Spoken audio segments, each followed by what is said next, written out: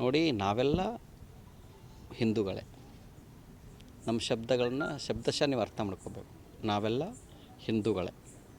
ಅದರಲ್ಲಿ ಹಿಂದೂ ಅಂದರೆ ಈಗಾಗಲೇ ನಾವು ಹೇಳಿದ್ದೇವೆ, ಅದೊಂದು ಮಹಾಸಾಗರ. ಆ ಮಹಾಸಾಗರದಲ್ಲಿ ಅನೇಕ ನದಿಗಳು ಬಂದು ವಿಲೀನ ಆಗಿದ್ದಾವೆ. ಕೆಲವು ಮೋಡಗಳಾಗಿ ಮಳೆಯಾಗಿ ಅವು ನದಿಯಾಗಿ ಹರಿದು ಹೋಗಿದ್ದಾವೆ, ಹರಿತಾ ಇದ್ದಾವೆ. ಮತ್ತು ಕೊನೆಗೆ ಬಂದು ಎಲ್ಲಿ ಲೀನ ಆಗ್ತವೆ? ಆ ಸಮುದ್ರದೊಳಗೆ, ಮಹಾಸಾಗರದೊಳಗೆ ವಿಲೀನ ಆಗ್ತವೆ.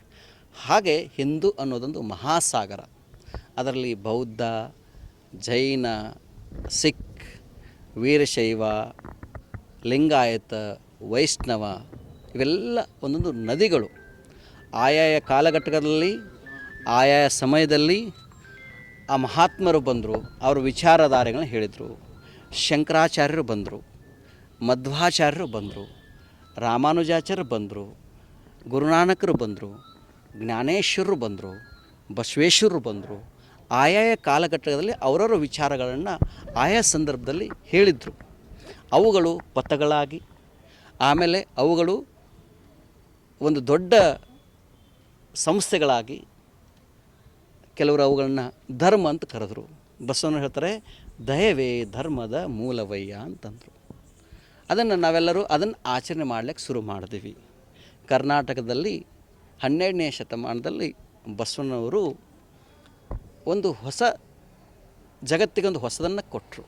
ಅದು ವಿಜಯಪುರದ ಜಿಲ್ಲೆಯಲ್ಲಿ, ಅಖಂಡ ವಿಜಯಪುರ ಜಿಲ್ಲೆಯಲ್ಲಿ. ಅಂಥ ಬಸವಣ್ಣನವರು ವಿಶ್ವಗುರು ಅಂತ ಕರಿತೀವಿ ನಾವು.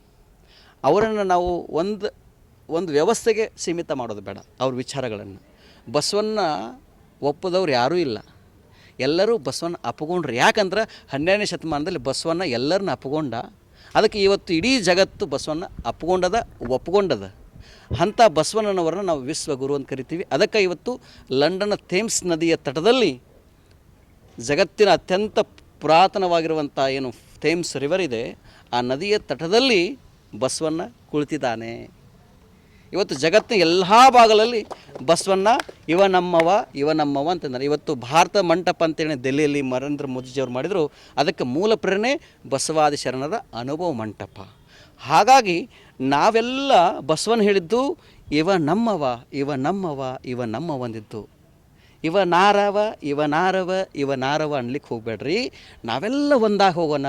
ನಾವೆಲ್ಲ ಹಿಂದೂಗಳು. ನಿಮ್ಮ ಆಚರಣೆಗಳು, ನಿಮ್ಮ ವಿಚಾರಗಳಿದ್ದರೆ ಅವೆಲ್ಲ ನಿಮ್ಮ ವ್ಯವಸ್ಥೆಯಲ್ಲಿರಲಿ.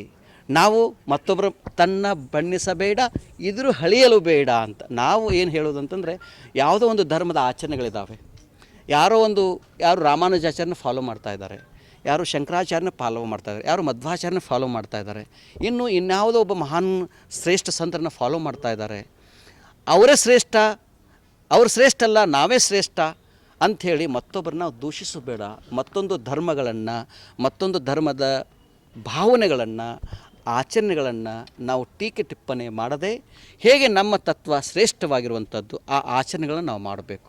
ನಮ್ಮ ಅಷ್ಟಾವರಣಗಳನ್ನು ಇನ್ನೂ ತುಂಬ ಅದ್ಭುತವಾಗಿ ನಾವು ಹೇಳಬೇಕು. ಪಂಚಾಚಾರಗಳ ಬಗ್ಗೆ ಹೇಳಬೇಕು, ಶಟಸ್ಥಲದ ಬಗ್ಗೆ ನಾವು ಮಾತಾಡಬೇಕು. ಅದನ್ನು ಬಿಟ್ಟು ಒಂದು ಧರ್ಮದ ಆಚರಣೆಗಳನ್ನು, ಅವುಗಳನ್ನು ಕೀಳಾಗಿ ನೋಡುವಂಥ ಭಾವನೆ ಒಳಿತಲ್ಲ. ಬಸವಣ್ಣವರ 770 ಅಮರಗಣಗಳ ಅದ್ಭುತವಾಗಿರುವಂಥ ಶರಣ ಚರಿತಾಮೃತ ಇದೆ. ಆ ಶರಣ ಚರಿತಾಮೃತ ಕಥೆಗಳನ್ನು, ಕಾದಂಬರಿಗಳನ್ನು ಜನಗಳಿಗೆ ನಾವು ತಿಳಿಸ್ಬೇಕು. ಅದನ್ನು ಬಿಟ್ಟು ಮತ್ತೊಂದು ತತ್ವಗಳನ್ನು ಡಿಗ್ರೇಡ್ ಮಾಡಿದರೆ ನಾವು ಅಪ್ಗ್ರೇಡ್ ಆಗಲ್ಲ. ನಾವು ಅಪ್ಗ್ರೇಡ್ ಆಗಬೇಕಂದ್ರೆ, ಅಪ್ಡೇಟ್ ಆಗಬೇಕು ಅಂತಂದರೆ ನಾವು ಬಸವಣ್ಣವ್ರ ವಿಚಾರಗಳನ್ನು ಅಪ್ಡೇಟ್ ವರ್ಷನ್ನಲ್ಲಿ ನಾವು ಹೇಳಬೇಕು. ನೆಲ ಒಂದೇ ಹೊಲಗೇರಿ ಶಿವಾಲಯಕ್ಕೆ ಅಂತಂದರು ಬಸವಣ್ಣವರು. ಕುಲ ಒಂದೇ ತನ್ನ ತಾನರಿದವಂಗೆ ಅಂತಂದರು. ಜಲ ಒಂದೇ ಶೌಚಾಚಮನಕ್ಕೆ ಅಂತಂದರು. ನೀರು ಒಂದೇ, ಆದ ನೀರು ಈ ನೀರಂತ ಏನಿಲ್ಲ, ನೀರು ಒಂದೇ. ಅದು ಕುಡಿಯೋಕೆ ಉಪಯೋಗಿಸ್ತೀವಿ, ತೊಳ್ಕೊಳಕ್ಕೆ ಉಪಯೋಗಿಸ್ತೀವಿ. ನೆಲ ಒಂದೇ, ದೇವಸ್ಥಾನಕ್ಕೂ ಮತ್ತೊಂದಕ್ಕೂ ಹೋಗಾಕ ಅದೆಲ್ಲ ಒಂದೇ. ಕುಲ ಒಂದೇ, ಎಲ್ಲರಿಗೆ ಆ ಕುಲ ಶ್ರೇಷ್ಠ ಈ ಕುಲ ಅಲ್ಲ. ತನ್ನ ತಾನರಿದ, ಯಾರು ತನ್ನ ತಾನು ಅರ್ಕೊಂತಾನೆ ಅದೇ ತನ್ನ ತಾನಾರು ಅಂತೇಳಿ ತಾನೇ ದೇವ ಅಪ್ರಮಾಣ ಕೂಡಲ ಸಂಗಮ ದೇವ ಅಂತಂದರು. ಇದನ್ನೇ ವೇದಗಳಲ್ಲಿ ಹೇಳಿದೆ, ಉಪನಿಷತ್ತುಗಳಲ್ಲಿ ಹೇಳಿದೆ. ಹಾಗಾಗಿ ಬಸವಣ್ಣವರ ವಿಚಾರಗಳು ಶ್ರೇಷ್ಠವಾಗಿರುವಂಥದ್ದು. ಅಂಥ ಶ್ರೇಷ್ಠ ವಿಚಾರಗಳನ್ನು, ಬಸವಣ್ಣವರ ಶ್ರೇಷ್ಠತೆಯನ್ನು ನಾವು ಇನ್ನೂ ಹೆಚ್ಚು ಹೇಳಬೇಕು.